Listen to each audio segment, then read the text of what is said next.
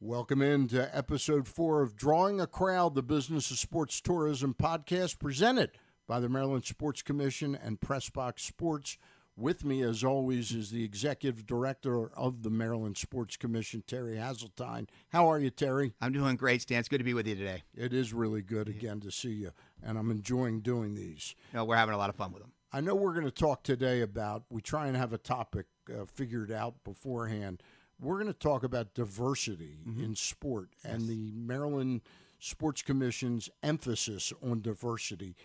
How early in your tenure as head of the Maryland Sports Commission did you kind of make the push for diversity events, trying to attract them here? Well, it's always been part of the fabric of the Sports Commission right from the onset in 2008. We wanted to make sure not only were the offerings of the sports that we were bringing to this, state of Maryland diverse in nature, whether that was through gender equity or diverse in who was the participants in the sports. So it's always been a core fabric of our responsibility as a statewide sports commission. And it just continued to grow year after year. And then as you've seen things happen culturally and you've seen things happen in our society, obviously there's been heightened awareness on various things out there in the marketplace. And, we have a responsibility to the citizens of the state of Maryland and the partners that we created and the partners that we're continuing to grow and foster, moving forward in the state of Maryland to make sure that we're mindful of, there are underserved communities, there are underserved populations that don't have the same access and opportunities that some others have. And so making sure that the sports that we're recruiting and securing for the state of Maryland are diverse, but also making sure that the diversity of population can have an opportunity to participate, watch, and or have access to those opportunities. So it's just something that has always been at the core of who I am and who we are as an organization. Along those lines, in a little bit, we're going to be joined by Arion Herbert, who is the owner of Main Attraction Recreation Sports out of Charlotte. Yes. And he is a minority-owned, women-owned company. And we're going to talk about an event they're bringing to Maryland on July 6th and 7th in Prince George's County. We'll talk with him in just a little while. Yeah, absolutely. When the CIA AA came to Maryland and plays their basketball tournament in Baltimore City, I always thought it was more of an economic decision, to bring the event here.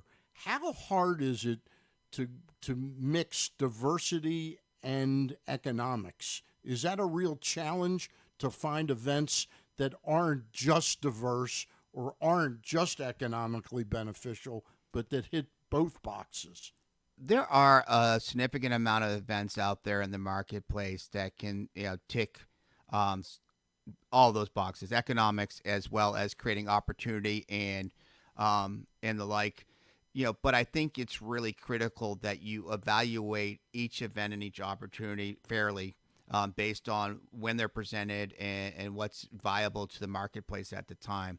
I mean, we obviously have to make sure that the events can be sustainable, that they can connect with our population at a great level, and also to make sure that we have the economic wherewithal to support it, where it's needed. So the CIAA has, been nothing but a great relationship, working with Visit Baltimore and Jackie McWilliams, the commissioner, and the presidents of the CIAA institutions.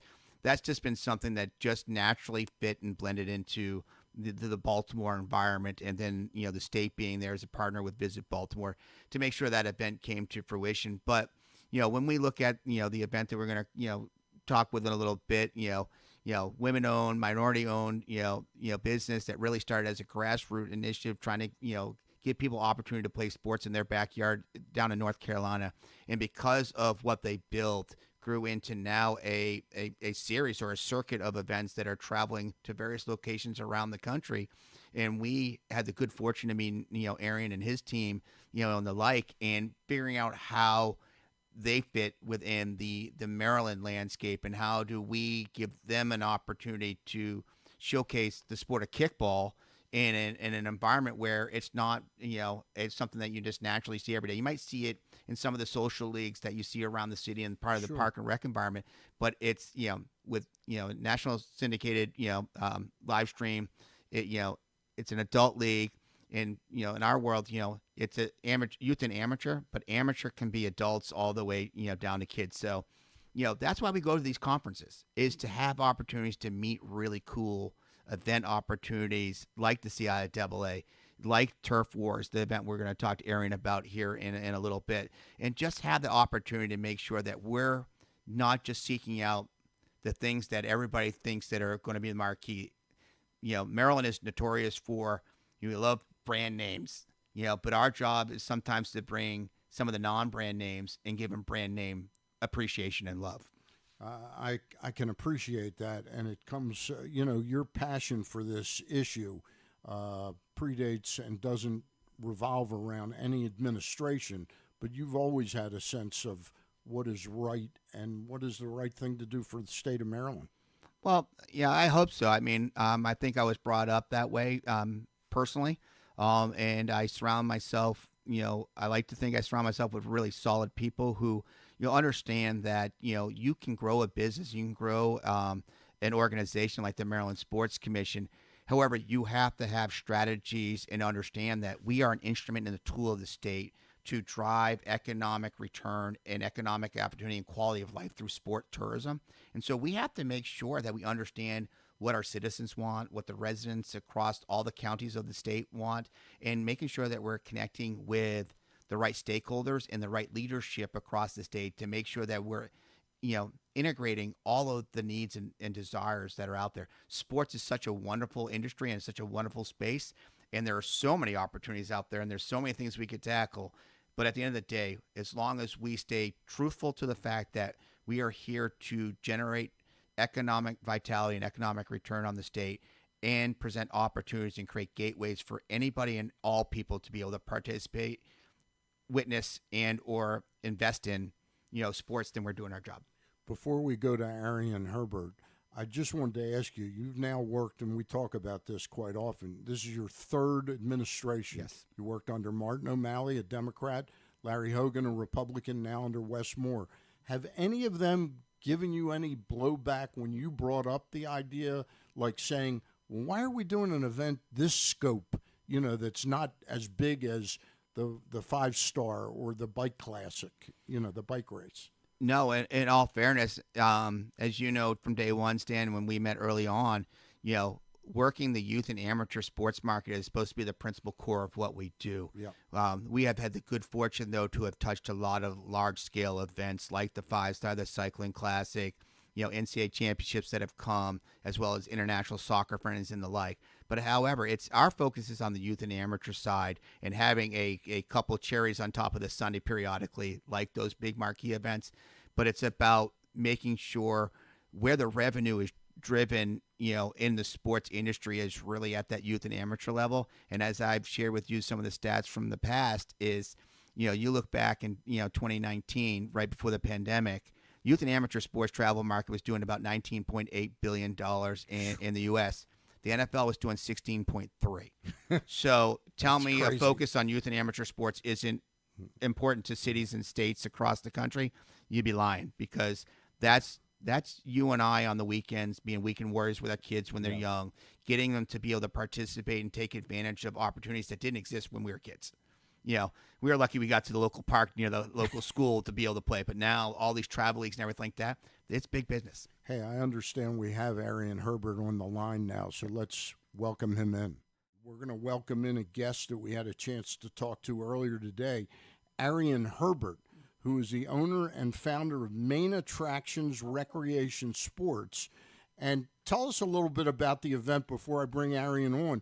The dates are July the 6th and 7th. Where's the event? And tell us a little bit about it. Well, the event's going to be at Liberty Park down in Prince George's County. We've been collaborating with Arion and his team for quite some time now, trying to bring this great, kickball event to our state. And he's been a great partner to work with, and opened our eyes to a different sport that we really haven't had in our backyard. So meeting Arion at one of the trade shows that we go to showcase and highlight Maryland Aaron's one of those great guys that now has placed an event in our backyard the 6th to the 7th of July. And you may wonder why we're introducing Arion, who is the owner and founder of Main Attractions Recreation Sports. They are a women-owned, minority-owned business. So we welcome you on, Arion Herbert. Thank you. Arion, tell us a little bit about how you started this company, Main Attractions Recreation Sports, and what's in your resume, so to speak. What have you done before? Oh, thank you. I really appreciate, first and foremost, you taking the time to invite me on this show. It's a true honor and a privilege, and thank you for the kind words, Terry.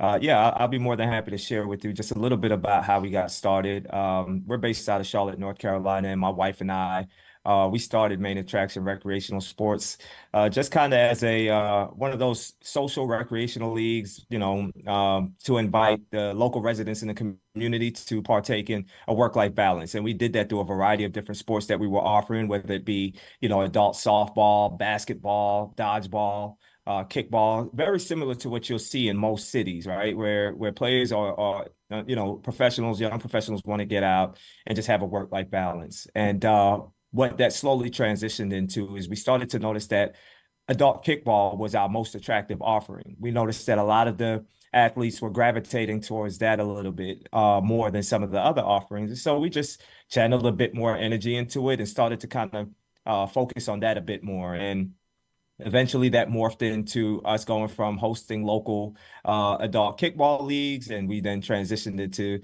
hosting tournaments, and then the conversation then shifted from there, right? So once we started doing adult kickball tournaments, a lot of the players that were competing and participating, were showing interest in not only participating in the event, but started asking us, hey, when are you going to bring this to our city? And so from there, it just kind of just naturally evolved to us kind of, making the connections with different destinations, working closely with the CVBs. And here we are today speaking to you about, the history of our event. And so some of the highlights and the biggest things that we've done in our time is that since 2019, we've grown to become the #1 brand of national adult kickball tournaments in the country. We've been featured on ESPN not only one time, but the previous 2 years in a row, with this year being our third year in a row that will be featured on ESPN. And we're the first and only kickball organization in the world to feature the game of adult kickball in its entirety on a nationally syndicated network. So for us, we take great pride and pleasure and are truly blessed to be in this position, and just looking forward to kind of just growing from there. I mean, now you can see, Stan, why we were so attracted to what Arion's doing with his product, and he's done a tremendous job, and getting a chance to see some of it firsthand on ESPN, and seeing what Arion is doing and the like. We're really excited about it coming here to Maryland and the like. So Arion, can you give us a little background on how many teams we're probably going to see here in Maryland, and what type of what's the length of an average game, and how many games will we see in a given day? Yeah, so that's a really good question. Right now, we're on pace to reach anywhere between 50 to 60 teams. We're currently just at about 40 registered teams for the tournament as we stand today, just being just about a month out. And so for us, that gives us, really good confidence knowing that we'll reach about 50 to 60 teams, considering that last year in the market, we did 54 teams. And what that looks like in terms of players, that's anywhere between 950 to 1,000 adult athletes. Wow. And so, we're excited about getting the opportunity to repeat this year in the Maryland market and do that. What we can expect in terms of games, every single team that's out there competing will play a minimum of 4 games. So regardless of how they perform throughout the day, they're guaranteed to play a minimum of 4 games. And that usually takes place in the beginning from about 9 a.m. till about 1 p.m. And we call those our pool play games. That's the preliminary rounds where the teams are kind of going out and competing to see, how or if they will be able to make it into the single elimination games, which takes place in the second half of the day. The way that we designed our events is it's over the course of the weekend, so we break it out into divisions. On Saturday, we'll have our co-ed competition at both the advanced and intermediate levels. And then on Sunday, we transition into our women's only, men's only, and 40 and up divisions at both the advanced and intermediate levels as well. So let me, Oh, and then the length of the game, I'm sorry. yeah. The length of the game, the preliminary games last about 45 minutes, preliminary games. And then as we start to get into single limbs, they go to 55. So let me ask you a question. If you're still looking for teams, how do you go about sort of putting the word out, or do you market to get teams? And is there any way we can mention how they can, somebody watching this podcast can sign up still at this point in time? Because the event's not till July 6th and 7th in Prince George's Yep. County. Yeah, that's a great question. So yeah, we have multiple ways of doing our outreach to the players. A lot of it is obviously social media, which is one of our strongest sources of promotion. But then word of mouth, we try to get out there and just try to make genuine connections with local businesses, invite them to be a part of it. And if anyone wants to be a part of, the experience, whether they want to bring a team or just try it out for the first time and say, hey, I have a team and I want to sign up as a free agent, we can pair you on a team. They can actually register if they go to playmarsports.com, and that's the word play. Mars like the planet, and then sports.com. I think what's important though is there's only one S between Mars and sports. It shares an S. And you can follow us on all of our social media channels, which is Play Mars Sports. That's on Instagram, TikTok, and Facebook. And any of those channels that you follow, we're very active in those spaces and make sure that we make it very easy to find the registration links. We're also on Play Easy, where we have built out the entire profile for the event, and they can register and compete there or sign up there. And I want to set the stage again. The event is again a kickball adult competitive and national adult kickball tournament that will be at the Liberty Sports Park in Prince George's County on July 6th and 7th. The games will take place from 9 a.m. to 6 p.m. each day, and there's free of charge to come out and watch the event. Tell us a little bit how you ended up working with Terry. How did you come in contact with Terry? I know he touched on it briefly at the outset. Yeah, so I was able to make the connection with Terry a while back at one of the sports and tourism conferences. They work very similar to like trade shows where individuals such as Terry they go and they represent on behalf of the state, and individuals such as myself as a rights holder who look to plan events. We go there to make the genuine connections with different destinations and look for opportunities to establish long-term partnerships. And it was in that setting where Terry and I and some of the members of his team were able to connect and just kind of share a little bit more about the event. And as Terry mentioned earlier, with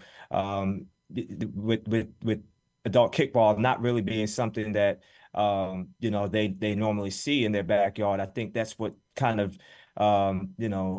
created that interest and allowed them to be a bit intrigued. And so from day one, they were all on board and, fully invested in wanting to see how they can bring us in to create this experience. And it was the same on our end, so that's how we were able to meet. And, it's been a great ever since. I want to ask Terry the question. Terry, this is a women's owned, minority owned business.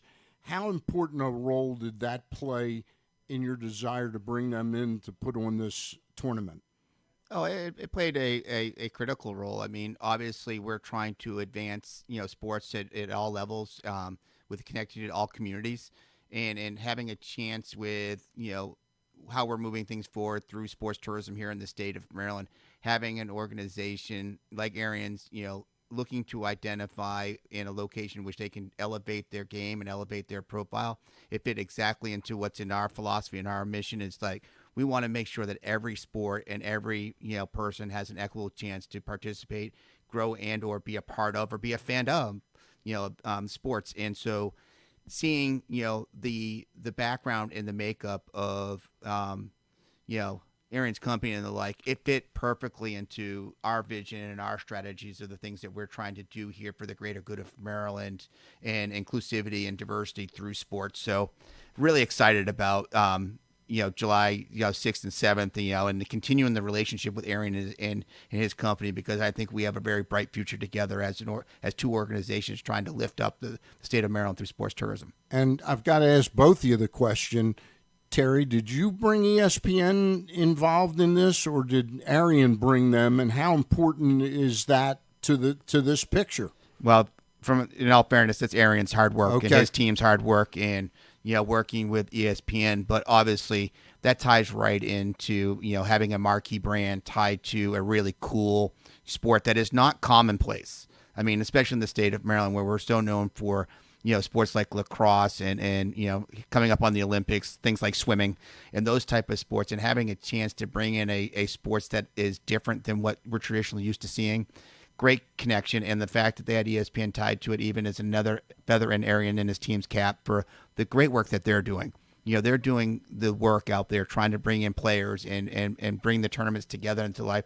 And our job is to infuse opportunity and infuse the connectivity so that they have a place that wants them and has a desire to help deliver a world-class product for them to participate on, and a great partner in the state to help them forge this opportunity forward. Arion, I got to ask you, how long have you been working on that relationship with ESPN that this event will be the first ever live streamed adult kickball tournament? 3 years. We've been 3 working years. with the network for 3 years. Yes, sir. In 2021, that's when we made the original connection to the network, and we shared with them just kind of, what our organization was all about and what the game of a competitive adult kickball was all about. And it was shortly after that we had our first opportunity to break through on linear coverage for one of their special featured events that takes place annually every summer. And after we did that, it was important to us to really showcase a really good product so that we had the opportunity to work with them again. And after year number 2, we shot our shot and we reached out to the network and we said, hey, we would love to explore the opportunity to potentially, showcase this event outside of just your annual airing each year. And through the grace of God, they were able to kind of go back and they discussed it internally amongst their team and came back and said, yes, we think that this is an attractive enough product where there's an appetite from the casual sports fan for it. And, we ended up signing a streaming deal with the network in January. And so when we did that, we originally only had one site that we wanted to stream. But then after thinking about it, I was like, I think that Maryland would be the perfect destination for us to add as a site for streaming. And so after we signed the contract, we went back to the network and said, hey, can we renegotiate and add this in? 2 days later, they came back and said, yeah, let's do it. And so, it was just a lot of, through faith and just, positivity and just working really hard, we were able to make it happen. We wish you the best of luck with the event. We want to recap it again. It's July 6th and 7th at the Liberty Sports Park in Prince George's County. Free admission for folks that want to come and watch it. It's Turf Wars, and it's a production of Main Attraction Recreational Sports, and they're bringing this adult competitive and national adult kickball tournament to the state of Maryland. We thank you very much for joining us, Arion. Thank you. You got heads and beds, food and belly, gas and cars, credit card and cash counters, and butts and seats. This event that we just talked to Arion about is a classic example of hitting all those measurement sticks, but it also hits a few other measurement sticks for the state of Maryland. Women-owned, minority-owned. It connects with the demographic that is strong within our state. It brings a sport that's not commonplace to the state. So it gives people to see and a chance to witness something that is not your typical traditional, sport in the American landscape. So kudos to Arion and his team. Kudos to their partnership with ESPN, and we're excited about July 6th and 7th. Do you have some other events along these lines? We do. So, obviously we're connected to the CIAA, event. We helped launch the NCL with, which is a historically black collegiate university lacrosse league, both men and women. So we've been tying together not only, sports that are commonplace, but also trying to find avenues to make sure that we're connecting with, diverse communities, making sure that we're creating doorways for everybody to be able to walk through to ensure that they can participate, play, or be connected to something that's really important to them. There should be no barrier of entry. There should be no barrier of access and opportunity. And we're trying to make sure that Maryland's known for that, accessibility. Why is that important to the Maryland Sports Commission, the diversity issue? Well, I think it's just critical. It should be critical to almost everybody across the country. It should be critical to our counterparts, and around the surrounding states. It's about creating a level playing field to ensure that access, opportunity, resources, and tools can be provided across a broad spectrum of opportunities, whether that's at the grassroots level, to the collegiate level, to the professional level. There should be no challenge for anybody to be able to walk through the front door and say, I want to participate, I want to play, or I want to figure out how to invest in, creating an opportunity for the youth or for the collegiate level. And we're just a pathway. We're an instrument of the state of Maryland that is designed to create opportunities through sport tourism to ensure that the broad scope of everything and anything can have an opportunity to, enjoy the fruits of sport in the state of Maryland. Well put, Terry Hasseltine. Thank you. The Executive Director of Maryland Sports Commission. This has been Episode 4 of Drawing a Crowd, the Business of Sports Tourism podcast. We hope you enjoyed our interview with Arion Herbert, and we'll partake of that event July 6th and 7th at the Liberty Sports Park in Prince George's County. It takes place 2 days, 9 a.m. till 6 p.m., and each day I believe the live stream will take place from about 2 to 6. Correct. On ESPN3. Terry, again, the Business Sports Tourism Podcast, as presented by Maryland Sports Commission and Pressbox Sports. That's a wrap on Episode 4. Thank you. Another one in the books.